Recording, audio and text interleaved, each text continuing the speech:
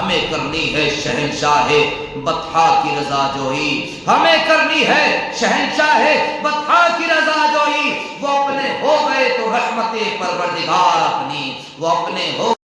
حضرت اویس قرنی رضی اللہ تعالیٰ عنہ کا مرتبہ اور رتبہ کیا ہے، ان کی محبت کیا ہے، جو آج ساری دنیا میں ان کے نام سے اہل سنت والجماعت، اولیاء کاملین سے محبت کرنے والے، اولیاء اللہ سے پیار کرنے والے ان کے نام سے نظر و نیاز کرتے ہیں، فاتحہ دلاتے ہیں۔ بزرگوں اور دوستو، حضرت اویس قرنی رضی اللہ تعالیٰ عنہ کا مرتبہ کتنا بڑا ہے، کتنا اعلیٰ ہے، جبکہ وہ صحابی بھی نہیں ہیں بلکہ وہ تابعین ہیں، تابعین میں سے ہیں۔ حضرت اویس قرنی رضی اللہ تعالیٰ عنہ، تابعین کا مرتبہ کتنا بڑا ہے،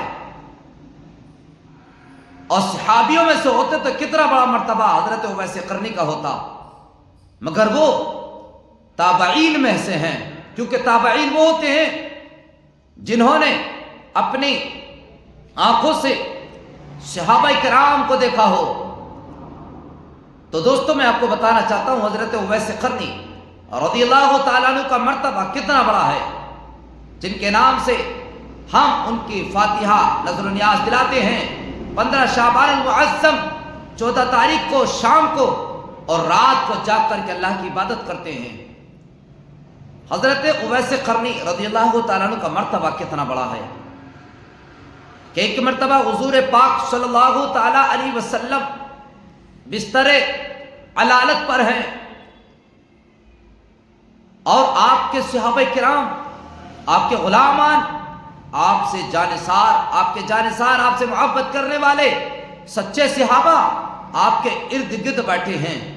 حضور پاک صلی اللہ علیہ وسلم لیٹے ہوئے ہیں، اور حضور پاک صلی اللہ علیہ وسلم اپنے تبرکات بانٹ رہے تھے، اپنے تبرکات بانٹ رہے تھے، اپنے غلاموں کو عطا کر رہے تھے۔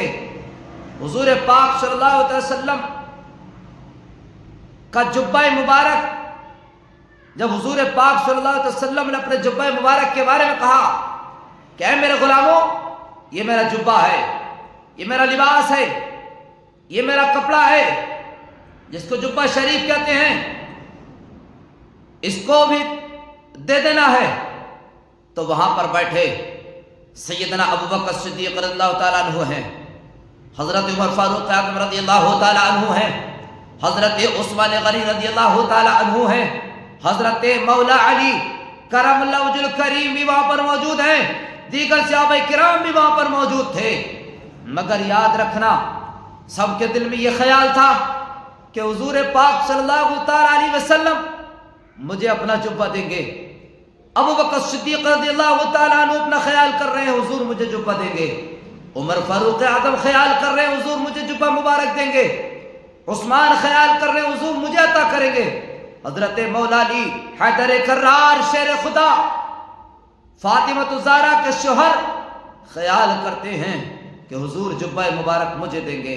آقا کریم صلی اللہ تعالیٰ علیہ وسلم نے ارشاد فرمایا، اے میرے جانثارو، یہ جبہ میں آپ کو دیتا ہوں، اور اس جبہ کو لے کر کے آپ قرن چلے جانا، آپ قرن چلے جانا۔ کہا قرن کیوں؟ کہا وہاں پر میرا ایک غلام رہتا ہے، میرا ایک عاشق رہتا ہے جس کا نام اویس ہے، جو قرن کے اندر رہتا ہے، وہ میرا عاشق ہے، مجھ سے محبت کرتا ہے، مجھ سے محبت کرتا ہے۔ یہ جبہ مبارک میرا جبہ اس کو دے دینا، اور اس کو دیتے وقت یہ کہنا کہ آپ حضور کا جبہ مبارک قبول فرما لیں، اور حضور اور میرا یہ فرمان اویس قرنی کو بتا دینا کہ جب جبہ اویس لے لے تو کہنا کہ اے اویس، حضور نے فرمایا ہے کہ میری امت کے لیے دعا کرنا، اللہ تمہاری دعا کو میری امت کے حق میں قبول فرمائے گا، تمہاری دعاؤں کو قبول فرماتا ہے۔ وہ جبہ حضرت عمر فاروق اعظم رضی اللہ تعالیٰ عنہ کے حوالے کیا، اور ساتھ میں حضرت مولا علی شیر خدا حیدر کرار کو پیش کر دیا۔ کہا تم دونوں قرن پہنچو، تم دونوں قرن پہنچو۔ حضرات گرامی، میرے پیارے دوستو، بزرگوں، ساتھیوں، حضرت عمر فاروق اعظم رضی اللہ تعالیٰ عنہ اور حضرت مولا علی شیر خدا حیدر کرار دونوں حضور کا جبہ مبارک لے کر کے، جب حضور نے دے دیا تھا کہ یہ جبہ ادھر پیش کر دینا، تو وہ جبہ دینے کے لیے حضرت اویس قرنی کے پاس پہنچے ہیں۔ وہاں پر پہنچتے ہوئے قرن میں جا کر کے پوچھا کہ لوگوں، کوئی اویس نام کا بندہ یہاں پر رہتا ہے؟ تو لوگوں نے کہا ہاں، ایک اویس نام کا رہتا ہے جس کے گھر میں ماں اکیلی تنہا ہے، اور وہ جنگلوں میں رہتا ہے، جنگلوں میں رہتا ہے، اور وہ تو کسی کی یاد میں مست رہتا ہے۔ حضرات وہ تو مست ہے، مست کسی کی یاد میں رہتا ہے۔ حضرات گرامی، لوگوں سے پوچھا، عمر فاروق اعظم رضی اللہ تعالیٰ عنہ نے، حضرت مولا علی نے پتہ نکالا تو جنگل میں تلاش کیا۔ جب جنگل میں تلاش کیا تو ایک جگہ پر اونٹ چل رہے تھے۔ حضرت اویس قرنی رضی اللہ تعالیٰ عنہ اللہ کی بارگاہ میں سجدہ کر رہے ہیں، اللہ کی بارگاہ میں عبادت کر رہے ہیں۔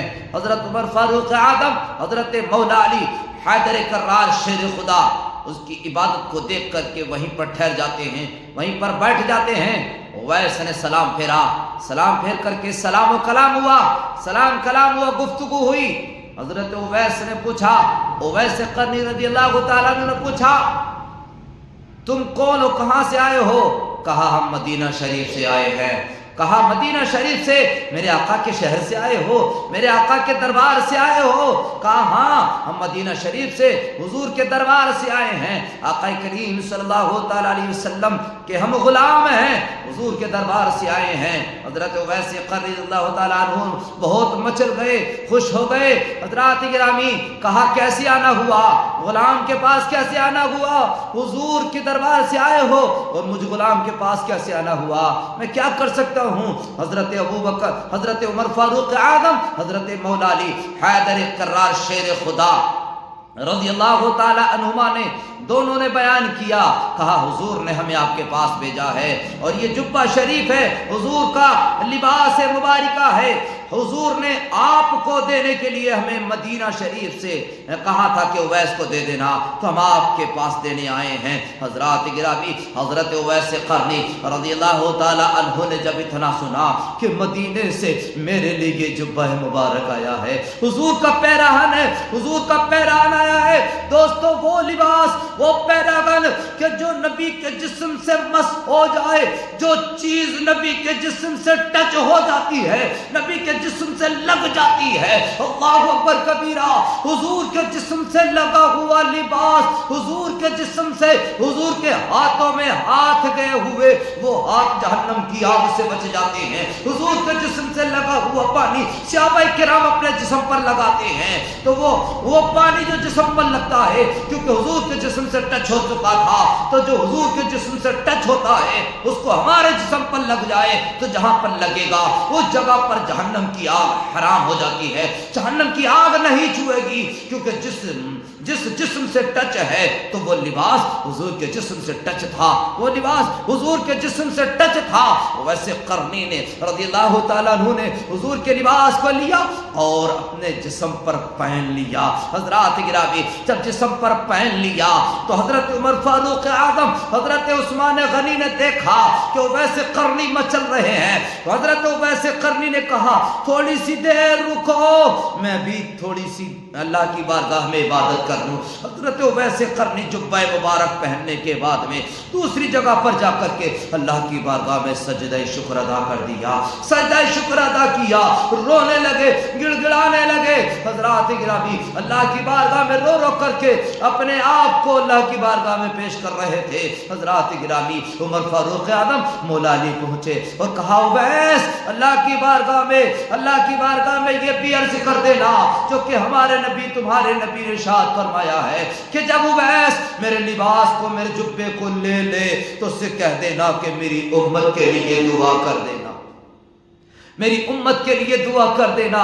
وہ اویس ہے کہ جس کے لیے مدینے سے لباس آیا ہے، وہ اویس ہے جس کے لیے لباس لے کر کے، جبہ مبارک لے کر کے عدالت کا شہنشاہ عمر فاروق اعظم آئے ہیں، جو شجاعت کے بادشاہ مولا علی، جنگ کے بادشاہ، شجاعت کے بادشاہ مولا علی لے کے آئے ہیں، اور دعا کے لیے حضور سے، حضور کی دعا کو اویس سے کہہ رہے ہیں۔ لہذا اویس نے ہاتھ اٹھا کر کے دعا مانگی، یا مولا، اے پروردگار، میرے نبی کی امت، گناہگار امت کی بخشش فرما دے، بخشش فرما دے۔ حضرات گرامی، اور سنو محبت کا تقاضا کیا ہے، اور سنو عشق کا تقاضا کیا ہے، محبت کیا ہے دوستو۔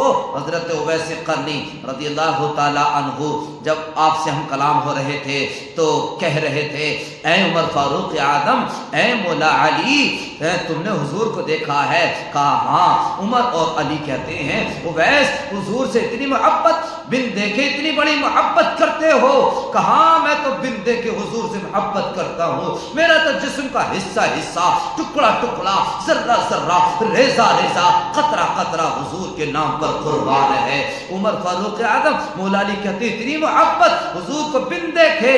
تو اویس کہتے ہیں، آپ نے تو حضور کو دیکھا ہے، آپ نے تو حضور کے ساتھ رہے ہیں، آپ نے تو حضور کے چہرے کی زیارتیں کی ہیں، تم تو بڑے خوش نصیب ہو، میں تو حضور کو ابھی تک اپنی ماتھے کی آنکھوں سے نہیں دیکھا ہے، مگر حضور سے اتنی محبت ہے۔ حضرات گرامی، ایک سوال کر دیا، اویس نے سوال کر دیا، عمر فاروق اعظم، مولا علی ایک سوال کرتا ہوں، سوال یہ ہے کہ آپ نے تو حضور کو اپنی ماتھے کی آنکھوں سے دیکھا ہے، بتاؤ تو صحیح، حضور کی جو آبروئیں ہیں، حضور کی جو بھوئیں ہیں، یہ بتاؤ ملی ہیں کہ جدا ہیں؟ ملی ہیں کہ جدا ہیں؟ اللہ اکبر۔ اتنا کہنا تھا، عمر فاروق اعظم، مولا علی کرم اللہ وجہ الکریم دونوں حیران ششد رہ گئے، اس لیے کہ حضور کو روز دیکھتے تھے، حضور سے روز ملاقاتیں کرتے تھے، حضور سے مصافحہ ملاتے تھے، حضور کے چہرے کا دیدار کرتے تھے، اور ارشاد فرمانے لگے، اے اویس کیسا سوال کر دیا، آج تک ہم نے حضور کی آبرو کی طرف کو نظر نہیں کی، ہمیں پتہ نہیں حضور کی آبرو کیسی ہے۔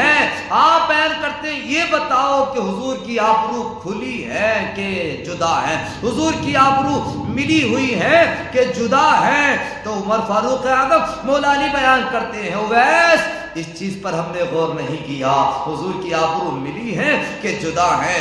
حضرت اویس کہتے ہیں، تم نے تو رات و دن دیکھا ہے، پھر بھی میرے نبی کا چہرہ ٹھیک سے نہیں دیکھا، میں نے نہیں دیکھا، مگر میں نے استراحت میں نے خواب کے عالم میں مصطفیٰ کا بارہا دیدار کیا ہے، آقا کا دیدار کیا ہے، میں بتاؤں کہ حضور کی آبرو ملی ہے کہ جدا ہے؟ عمر فاروق اعظم، مولا علی بیان کرتے ہیں، ہاں بتاؤ تو صحیح کیسی ہیں، ہم بتاؤ تو صحیح کیسی ہیں؟ تو آپ بیان کرتے ہیں، عمر، اے مولا علی سنو، حضور کی آبرو اگر دور سے دیکھو تو جدا دکھائی دیتی ہے، اور قریب سے دیکھو تو ملی ہوئی دکھائی دیتی ہیں۔ دور سے دیکھو تو جدا دکھائی دیتی ہیں، اور قریب سے دیکھو تو ملی ہوئی دکھائی دیتی ہے۔ دوستو، یہ عشق کی محبت ہے، یہ عشق کی محبت ہے، یہی اویس کی محبت ہے جو حضور سے محبت کرتے ہیں۔ انشاءاللہ تعالی ہم سب کو بھی چاہیے کہ اویس کا طریقہ ہم بھی اپنائیں اور اپنے نبی سے محبت کریں، حضور سے الفت کریں، حضور سے پیار کریں۔ عشق اور محبت، حضور کا پیار ہی انشاءاللہ تعالی ہمیں جنت میں لے کے جائے گا۔ حضور کی محبت ہمیں جنت میں لے کے جائے گی۔